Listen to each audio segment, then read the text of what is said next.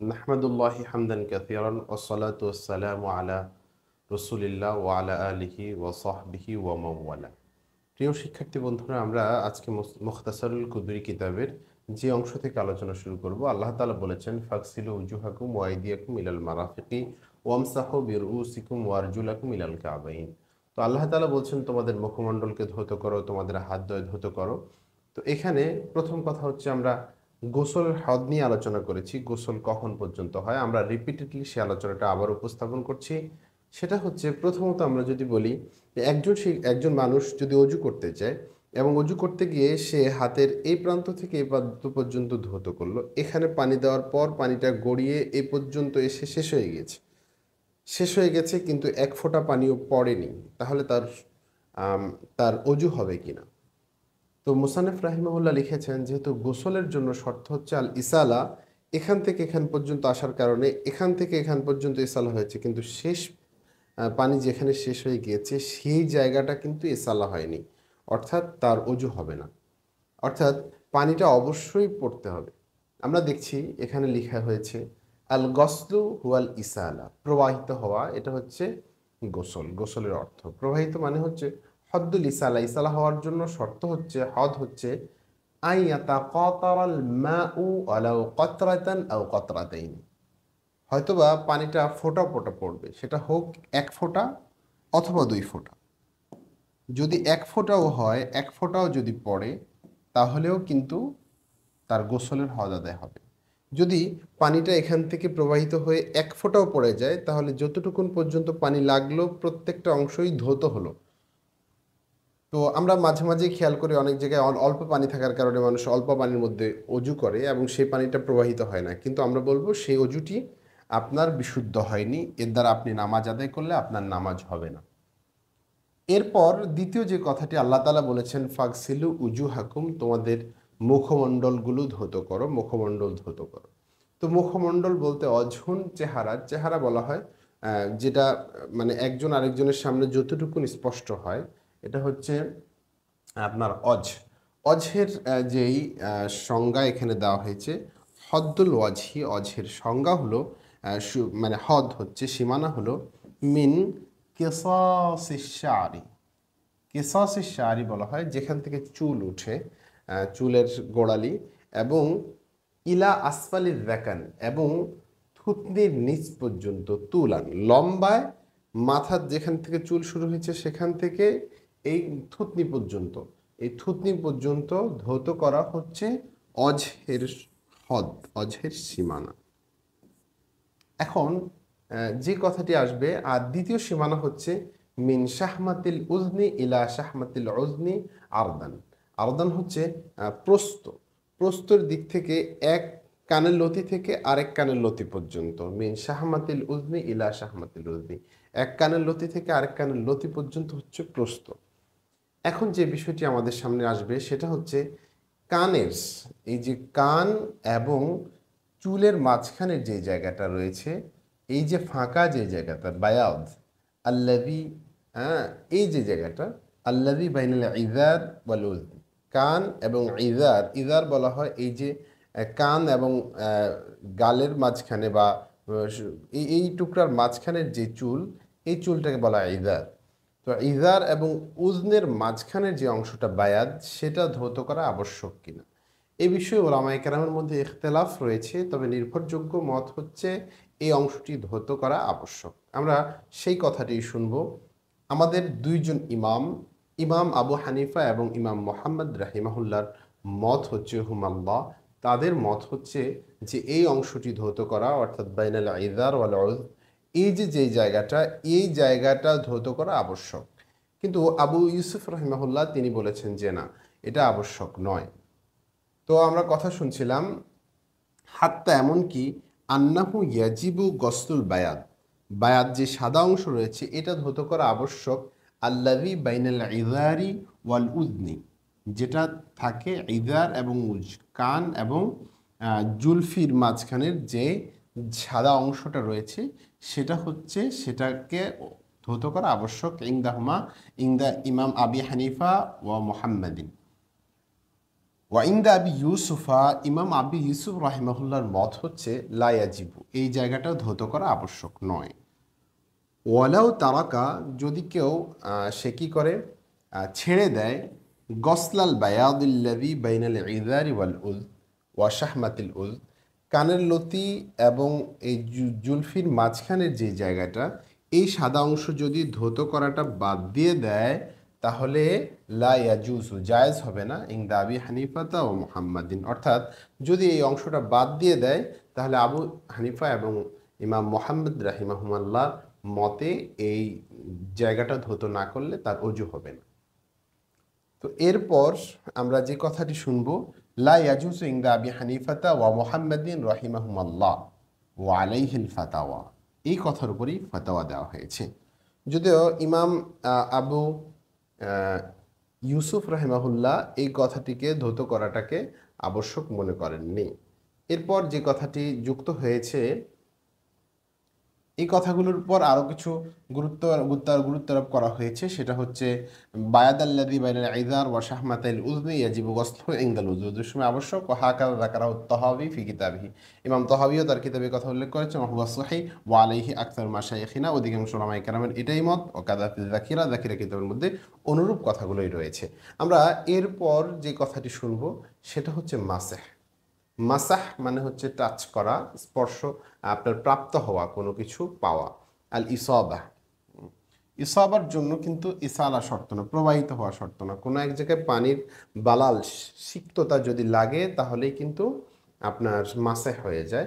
তো আল্লাহ বলেছেন ওয়ামসাহু বিরুসিকুম, তোমরা তোমাদের মাথাকে মাসেহ করো। তো এরপর অনেকগুলো কথা এখানে রয়েছে, বা নিয়ে কথা হবে এবং কতটুকুন ফরজ কতটুকুন সুন্নাত, এই বিষয়গুলো আমরা আস্তে আস্তে আলোচনা করব। কিন্তু এখানে শুধুমাত্র আজকের প্রথম আলোচনায়, প্রাথমিক আলোচনায় যা আছে আমরা শুধু তাই বলবো, কারণ আমরা চাচ্ছি যে কিতাবটা ছাত্রদের কাছে খুব বেশি সহজ হোক।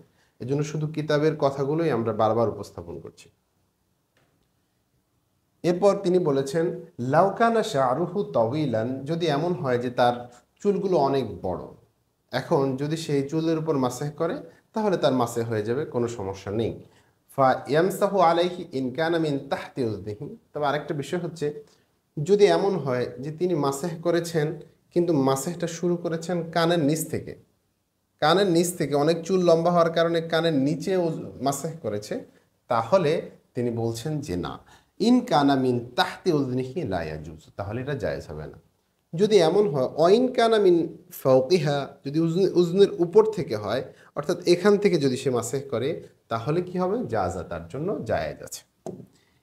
এরপর যে কথাটি বলা হয়েছে, আমরা সে কথাটির আগে বাংলা শুনছি।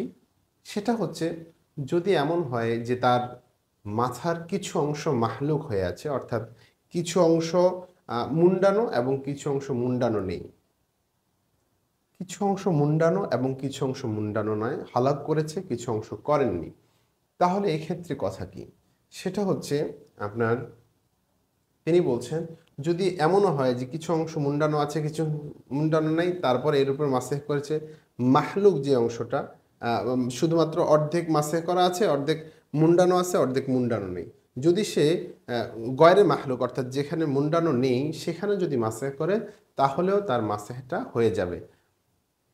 ওয়াইন কানা বাদু রাসিহি মাহলুকান, যদি এমন হয় যে তার মাথার কিছু অংশ হলক করা হয়েছে, ফা মাসাহা আলা গয়রিল মাহলুক, যে অংশ হলক করা হয় নাই,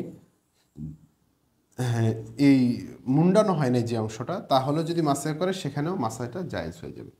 আরেকটা বিষয় আমরা কথা বলছি, এরপর আরেকটি মাসালা এসেছে, সেটা হচ্ছে যদি মনে করেন আপনি কখনো রাস্তায় আছেন, তো এখন রাস্তায় থাকার কারণে আপনার মাথার মধ্যে বৃষ্টির পানি পড়েছে, তো বৃষ্টির পানির কারণে আপনার মাথা ভিজে গিয়েছে, তাহলে আপনার মাসেহ করা প্রয়োজন হবে কিনা, বা এই বৃষ্টির পানিতেই আপনার মাসাহটা আদায় হয়ে যাবে কিনা, সেই কথাটি বলছে হ্যাঁ। ওয়াইন আসাবা রাসাহু মা আল মাতার, যদি তার মাথাটা পায় মা উল মা আল আসাবা রাসাহু, যদি তার মাথায় কি হয় প্রাপ্ত হয় আপনার পরে মাউল মাতার যেই কি বলে আপনার বৃষ্টির পানি, তাহলে আজজাহু আনিল মাসহ, তাহলে এটা তার জন্য মাসেহের ক্ষেত্রে মানে যথেষ্ট হয়ে যাবে, এরপর তার মাসাহ করা লাগবে না। সাওয়াউন মাসাহাহু আওলা, সে মাথাটা মাসেহ করেছেন অথবা না করেছেন। ওয়াইন মাসাহা রাসাহু, যদি তিনি মাথা মাসেহ করেন, সুম্মা হালাকা, কেউ একজন মাথা মাসেহ করার পরে হলক করছেন অর্থাৎ মাথা মুন্ডিয়েছেন, লা ইয়াজিবু আলাইহি ইয়াদাতুল মাসহি, তার জন্য এরপর আর মাসেহ করা আবশ্যক নয়। ওয়াইন মাসাহা রাসাহু, যদি তিনি মাথাটা মাসেহ করেন বিমাইন, আমরা এই কথাটা বাংলায় বলে নেই তাহলে একটু সহজ হবে বলে আমি মনে করছি, একটু জটিল কথা আসতেছে। যদি এমন হয় যে মানুষ তো মুখমণ্ডল ধৌত করার পরে, হাত ধৌত করার পরে মানে এরপরে মাথা মাসেহের জন্য তিনি নতুন করে আর পানি নিচ্ছেন না, না নিয়ে তিনি কি করলেন, তার দাঁড়িতে যে পানিগুলো রয়ে গেছে মুখমণ্ডল ধৌত করার কারণে পানি দাঁড়িতে রয়ে গেছে, দাঁড়ি থেকে পানি নিয়ে যদি মাথা মাসেহ করে তাহলে তার মাথা মাসে হবে কিনা? মুসান্নেফ তিনি বলছেন যে না, এটা জায়েজ হবে না।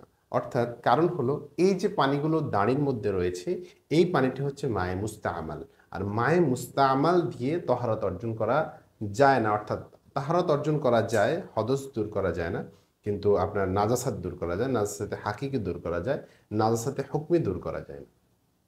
এই কথাগুলো আমরা রিপিটেডলি আরও বলবো। আমরা শুধুমাত্র আজকের আলোচনায় যে কথাগুলো রয়েছে আমরা শুধু সেই কথাগুলোই উপস্থাপন করছি। এরপর বলা হয়েছে যদি ওয়াইন মাসাহা রাসাহু বিমাইন, এমন পানি যেটা আখাদাহু তিনি গ্রহণ করেছেন মিন লিহিয়াতিহি, তার দাড়ি থেকে, লাম ইয়াজুজ, তাহলে সেটা জায়েজ হবে না। কেন জায়েজ হবে না? বলছে লিয়ান্নাহু মুস্তামালুন, কেন এটা হচ্ছে ব্যবহৃত পানি, এই পানিটি সে আগেও ব্যবহার করেছে। এরপর এসেছে যদি এমন হয় আপনার অজু করার পর, মুখমণ্ডল ধৌত করার পর হাতের মধ্যে যে সিক্ততা রয়ে গেছে, এই সিক্ততা, আমরা অজুর জন্য পানি অনেক সময় নেই না নতুন করে, ওই হাতের পানি দিয়েই মাথা মাসেহ করে। এই ব্যাপারে ওলামায়ে কেরামের মতামত কি?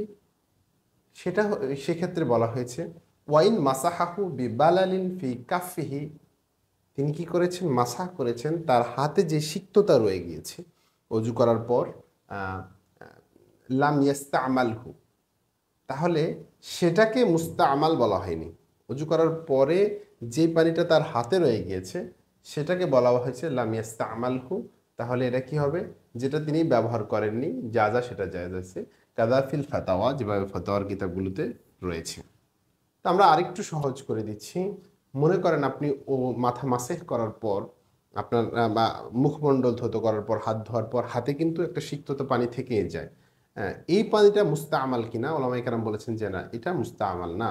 তবে আবশ্যক হচ্ছে, মুস্তাহাব হচ্ছে, সর্বোত্তম হচ্ছে সে নতুন করে পানি নিয়ে মাথা মাসেহ করবে। যদি কেউ এই পানি দ্বারাও মাথা মাসেহ করে তাহলেও তার মাথা মাসেহ জায়েজ হবে। বলছেন আমসাহু বিরুসিকুম ওয়া আরজুলাকুম ইলাল কাবাইন, আমরা মাথা মাসেহ নিয়ে বেসিক্যালি যে কথাগুলোর প্রয়োজন ছিল আমরা কিন্তু বলেছি। তো এরপর যে কথাটি আল্লাহ তাআলা বলেছেন ওয়া আরজুলাকুম ইলাল কাবাইন, এই কথা নিয়ে আমরা বেসিক কিছু কথা বলে নিচ্ছি। সেটা হলো আল্লাহ তাআলা বলছেন যে ওয়া আরজুলাকুম ইলাল কাবাইন। এখন একটু যদি বুঝে আসে খেয়াল করেন, আল্লাহ তাআলা বলছেন ওয়া আমসাহু বিরুসিকুম, এখানে কিন্তু কাসরা, তো এরপর যেটা বলছে ওয়া আরজুলাকুম, এখানে আবার নসব, একটু প্রবলেম হয়ে গেল। দেখেন কেন, মনে রাখতে হবে এই যে আরজুলাকুম, এই শব্দটির দুটো কেরাত রয়েছে, সেটা হচ্ছে আরজুলাকুম ওয়া আরজুলিকুম, এই দুটো কেরাতই রয়েছে। তো কিছু এক শ্রেণীর ওলামায়ে কেরাম, ইবনে আমের, হাফস, কাসাই সহ কিছু ওলামায়ে কেরামের মত হচ্ছে যে আরজুলাকুম হবে, আর কিছু ওলামায়ে কেরামের মত হচ্ছে আরজুলিকুম হবে। আমরা যদিও আরজুলাকুম পড়ি, এই জন্য আরজুলিকুমটা আমাদের কাছে খুব অপ্রসিদ্ধ, আমরা এই বিষয়টা জানি না একদম। তো আরজুলিকুম রয়েছে, তো যারা আরজুলাকুম পড়েন তাদের কথা হচ্ছে যেটা আতফ হবে রুসিকুমের উপর না, বরং এটা আতফ হবে উজুহাকুমের উপর। কারণ হলো আল্লাহ তাআলা মুখমণ্ডলকে ধৌত করতে বলেছেন এবং হাতকে ধৌত করতে বলেছেন এবং পা টাকুন সহ পা ধৌত করার কথা বলেছে। যেহেতু ধৌত করতে হবে সেহেতু অবশ্যই এটা ফাকসিলের উপর আতফ হবে, এটা রুসের উপর আতফ হবে না। এবং তারা বলছেন যে জহেরান এটা গোসলের উপর আবশ্যকতা বোঝায়, যেহেতু এটা গোসলের উপর আতফ হয়েছে। গোসল করার মুখ যেমন ধৌত করা আবশ্যক, গোসল করা আবশ্যক, ঠিক পাও ধৌত করা আবশ্যক। তবে তারা আরেকটি মত পেশ করেছেন, সেটা হচ্ছে যে আরেকটি মত হচ্ছে যে এটার উপর আতফ হওয়ার সম্ভাবনা থাকে, যদি আরজুলাকুম পড়ি তাহলেও রুসের উপর আতফ হওয়ার সম্ভাবনা থাকে। এর কারণ হচ্ছে এটা হচ্ছে মহলের উপর, কারণ রুসের মহল হচ্ছে আপনার মানসুব হালতে, এটা কিন্তু মানসুবের জায়গায় এসেছে, মাফুলের জায়গায় এসেছে। আমসাহু ফিল ফাইল, এটা মাফুলের জায়গায় আসার কারণে এটার মহল হচ্ছে মানসুব, অর্থাৎ রুসাকুম, আমসাহু রুসাকুম। তো এর উপর আতফ হওয়ার ইহতিমাল থাকে, অর্থাৎ স্বাভাবিক জহের ভাবে ফরজ মানে পা ধৌত করাটা আবশ্যক, ফরজ বুঝাবে, এবং মাসিহ করারও ইহতিমাল থাকবে। দ্বিতীয় যাদের মত তারা বলছেন যে এটা আরজুলিকুম হবে, আরজুলাকুম হবে না, বরং আরজুলিকুম হবে। তো তাদের কথা হচ্ছে যেহেতু এটা অমসাহু মাসিহ করার কথা বলেছেন, মাথা এবং পাও মাসিহ করতে হবে, সেহেতু যেভাবে আমাদের কাছে এই কথাগুলো একটু কঠিন মনে হবে, কারণ পা মাসিহ করা এই বিষয়টা আমাদের কাছে অনেক সময় একটু মনে হয় যেন অসম্ভব বিষয়, কিন্তু ওলামায়ে কেরাম এই ইখতিলাফ করেছেন, এজন্যই আমরা বলছি।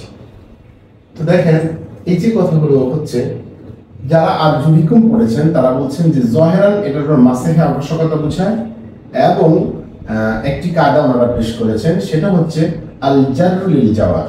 বলছে জ্বর হয়েছে এই জন্য, যেহেতু এটার কাছাকাছি হয়েছে এই জন্য, কিন্তু মূলত এটা আতফটা এটার উপরই আমেল এটাই, কিন্তু জ্বর নিয়েছে শুধুমাত্র লিল জাওয়ারের কারণে। এই কথাটা বোঝার জন্য আপনাকে নাহর একদম বেসিক ধারণাগুলো ভালোভাবে থাকতে হবে।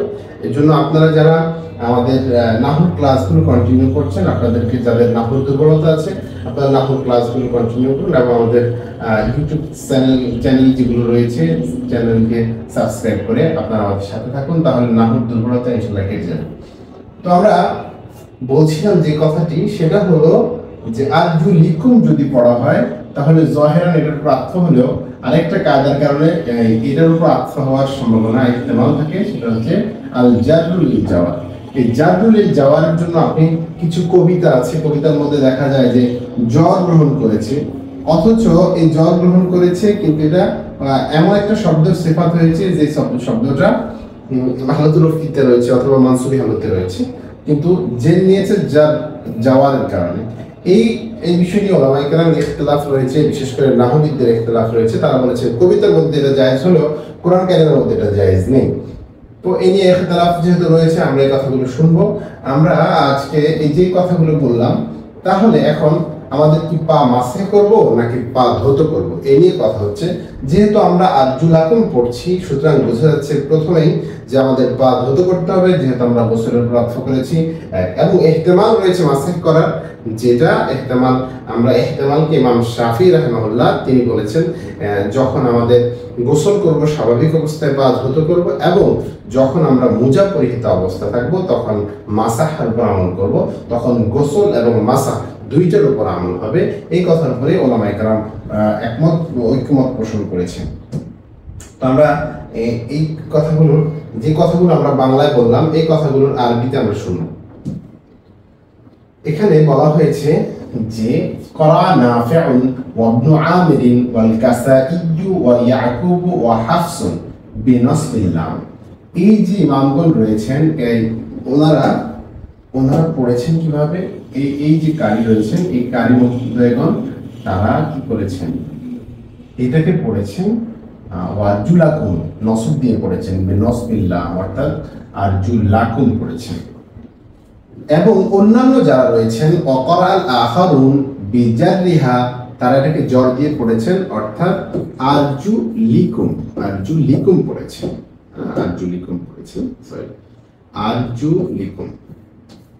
তো আরজুলিকুম পড়েছেন অন্যরা।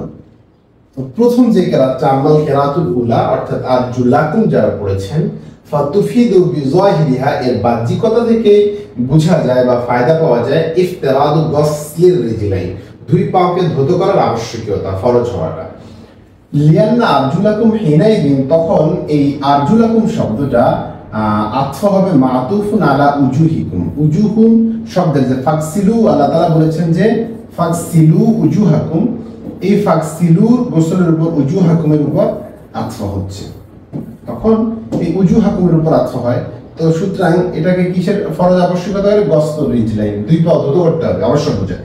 ওয়াহতামিলু ইফাদাতুল মাসহি, তাহলে মাসারও একটা ইহতিমাল থাকার সম্ভাবনা রয়েছে, সেটা হচ্ছে বিয়াইয়াকুনা মাতুফান আলা মাহাল্লি রুউসিকুম, রুউসিকুম যে বিরুউসিকুম কোরআন শরীফের মধ্যে যে বিরুউসিকুম রয়েছে, এই রুউসিকুমের মহল হচ্ছে মানসুব, মানসুব হওয়ার কারণে রুউসাকুমের উপর আতফ হতে পারে, সেই ক্ষেত্রে এটার মধ্যে মাসেহ হওয়ার সম্ভাবনা রয়েছে।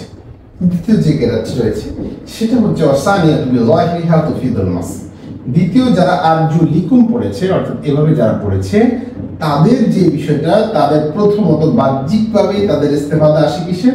মাসাহ করা, অর্থাৎ পা তারা মাসেহ করবে। লিকাউনিহি হিনাইদিন মাতুফুন আলা রুউসিকুম, কারণ তখন তো মাতুফ হয় রুউসের উপর, আমসাহু বিরুউসিকুমের উপর আতফ হয়, তো রুউসিকুমের যেহেতু আতফ হয় আর রুউস মাথা তো মাসেহ করতে হয়, তো এই কথাই বলা হয়েছে। এরপর যে বিষয়টা আসছে দ্বিতীয় যেটা হচ্ছে সেটা হচ্ছে ওয়াহতামিলু ইফাদাতুল গোসলে, গোসলেরও সম্ভাবনা থাকে। কিভাবে থাকে? বিয়াইয়াকুনা হিনাইদিন আইদান মা'তুফান আলা উজুহ, তখন আতফটা মা'তুফ উজুহের উপর হবে। একটু জটিল কথা হচ্ছে, যেমন পড়বে ওনারা আরজুলিকুম, আরজুলিকুম, আরজুলিকুম পড়বে, জের দিয়া পড়বে, আবার বলতেছে যে ইহতিমাল থাকে আরজুলাকুম হওয়ার, অর্থাৎ ইর উপর উজুহুনের উপর আতফ হওয়ার। কিভাবে? বলছে অল জারু লিল জাওয়ার, জট তো হয়েছে জাওয়ারের কারণে, নিকটের কারণে, কিন্তু মূল আতফটা মূলত আপনার উজুহাকুমের উপরই হয়েছে। এই কায়দাটা আমি আবারও বলছি, এই কায়দাগুলো আপনি বিশেষ করে ইতে পাওয়া যায়, কবিতাগুলোতে অনেক সময় এই কায়দা পাওয়া যায় জারু লিল জাওয়ার, কিন্তু এই কায়দাটা কোরআন কারীমের ব্যবহার নিয়ে ওলামায়ে কেরাম ইখতিলাফ করেছেন, অধিকাংশ নাহবিজ্ঞানী এটাকে নাজায়েজ বলেছেন কোরআন কারীমের ব্যবহারের ক্ষেত্রে। তো এখান থেকে অমিনহাহুনা ইখতিলাফাল মাযাহিবু ফিহি, এখান থেকে ওলামায়ে কেরাম অর্থাৎ মাযহাবগুলোর ইখতিলাফ রয়েছে। ওয়াকাদ দাল্লাতিল আহাদিসু বিতুরুকিল মুতাকাসিরা, অসংখ্য সনদ দ্বারা যে হাদিসগুলো এসেছে সেই হাদিস দালালাত করে আলা ইফতিরাদিল গোসল, পাটাকে ধৌত করবে নাকি মাসেহ করবে। এই ক্ষেত্রে যখন ইখতিলাফ হয় আমরা বলবো যে দেখেন আরজুলাকুম তো আমরা পড়ছি, সকল ব্যাখ্যা দেওয়ার পরেও আমরা অসংখ্য হাদিস পাই, অনেক সনদে হাদিস পাই যে স্বাভাবিক অবস্থায় পাটাকে ধৌত করতে হবে। সুতরাং ও আদাম এবং জায়েজ হবে না, না হবে ইজজাউ, যথেষ্ট হবে না, মাসা করলে যথেষ্ট হবে না, এটা অসংখ্য হাদিস দ্বারা প্রমাণিত। অহুয়াল্লাযী আজমা আলাইহি আহলুস সুন্নাতি ওয়াল জামাআহ, আর যার উপর আহলুস সুন্নাহ ওয়াল জামাত ঐক্যমত পোষণ করেছেন। ওমান শাযযা আনিল জামাআতি শাযযা ফিদ দালাল, যে জামাত থেকে সরে গেল সে ভ্রষ্টতায় পতিত হলো। সবচেয়ে সুন্দর কথা বলেছেন ইমাম শাফিঈ রাহিমাহুল্লাহ, তিনি বলছেন ইন্নান নাসবা, যদি আমরা নসব দিয়ে পড়ি তা নসব হবে কখন? ইন্নান নাসবা লিইসবাতি গসলিল আরজুল, পাকে ধৌত করার যে সাব্যস্ত হওয়াটা সেটা সাব্যস্ত হয় যখন আমরা নসব দিয়ে পড়বো, এবং অল জারু এবং জর সাব্যস্ত হয় লিইসবাতি জাওয়াজিল মাসহি আলাল খুফাইন, যেহেতু আমরা জানি যে মুজার উপর মাসহ করাটা জায়েজ রয়েছে। ওয়া আলাইহিল মুহাক্কিকুন, এবং অধিকাংশ মুহাক্কিক ওলামায়ে কেরাম এর উপরে ফতোয়া দিয়েছেন। অমিনহুম সুয়ুতি, এবং এর কাছে ইমাম সুয়ুতিও রয়েছেন। হাত্তা ক্বালা, তিনি এমন কি বলেছেন ইন্না আহসানাল আকওয়ালি ফিল আয়াতি, আয়াতের ব্যাপারে সবচেয়ে সুন্দর কথা বলেছেন মা গালাহু শাফিঈ, যে কথা ইমাম শাফিঈ রাহমাতুল্লাহ আলাইহি বলেছেন, এবং ওয়াস্তাহসান এবং ভালো মনে করেছেন ইবনুল জাওজি আয়দান ফি কিতাবি, তার কিতাবের মধ্যেও তিনি এই কথাটাকেই প্রায়োরিটি দিয়েছেন। আমরা আশা করি আপনারা এই কথাগুলো বুঝতে পেরেছেন।